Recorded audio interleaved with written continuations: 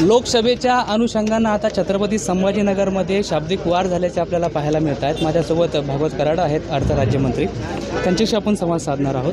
काल खैरे असं म्हणालेत की भागवत कराड जे आहेत ते माझ्या मतदारसंघामध्ये घुसण्याचा प्रयत्न करत आहेत, कसं बघताय? हा मतदारसंघ छत्रपती संभाजीनगर लोकसभा 19 हा मतदारसंघ सर्व पक्षाचा आहे। चंद्रकांत खैरे हे उबाटामध्ये आहेत, ते त्यांचे उमेदवार त्यांना मिळेल नाही मिळेल ते त्यांना माहीत आहे, पण हा मतदारसंघ सर्वांसाठी ओपन आहे म्हणून त्यांचा मतदारसंघ असूच शकत नाही। ते माजी खासदार आहेत, सध्याचे खासदार हे इम्तियाज जलील आहेत आणि इम्तियाज जलील हे MIMचे उमेदवार असतील नसतील तर त्यांना माहीत त्यांच्या पक्षाला।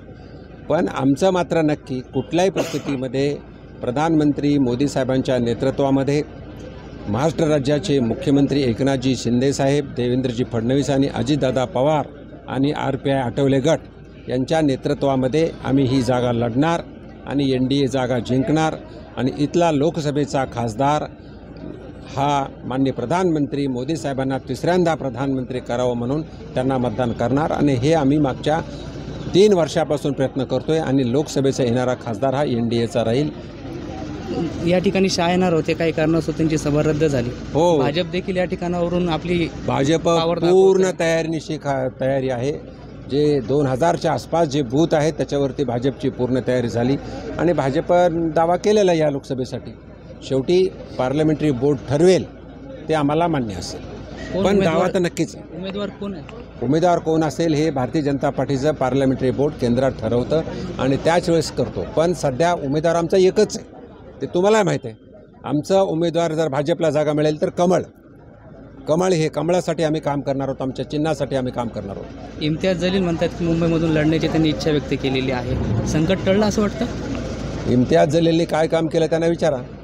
त्यांनी पळ काढला, छत्रपती संभाजीनगर सोडून त्यांनी पळ काढला, कारण जनता त्यांना विचारणार आहे 5 वर्षात तुम्ही काम केलं। आमचे विद्यार्थी विद्यापीठातले विचारतील किती वेळा तुम्ही आला आणि विद्यार्थ्यासाठी काय केलं। कारण की आदर्श घोटाळ्यासारखा त्यांनी तो ग्राम बँकेचा विषय होता तो लावून धरला होता। हो, लावून धरणार त्यांनी आंदोलनं जरूर केली, पण किती लोकांना पैसे मिळवून दिले मी सांगतो। त्याच्यासाठी मी सुद्धा प्रयत्न केला, अधिकाऱ्यांच्या बैठका घेतल्या, त्या लोकांना बोलवलं, संघटनेला बोलवलं, ते लिक्विडेटरला बोलवून त्यांचे जे आदर्श घोटाळ्यातले ज्यांनी संपत्ती कमवली त्याचा लिलाव कसा होईल त्यासाठी आम्ही प्रयत्न केले, आम्ही करतो। काल OVC या ठिकाणी आले होते, ते म्हणाले की मोदींनी काउंटर वाचून भाषा केलेली आहे, बोललेले आहेत त्याच्यावर। मी ह्याच्यावर काही टिप्पणी करू इच्छित नाही, पण OVC काही जनतेला माहीत आहे। चल, होते भागवत कराड यांच्याशी आपण संवाद साधलेला आहे। अत्यंत समर्पकपणे त्यांनी खैरेंचा आणि इम्तियाज जलील यांचा समाचार घेतल्याचा पाहायला मिळत आहे। सूरज कामे, जय महाराष्ट्र न्यूज, छत्रपती संभाजीनगर।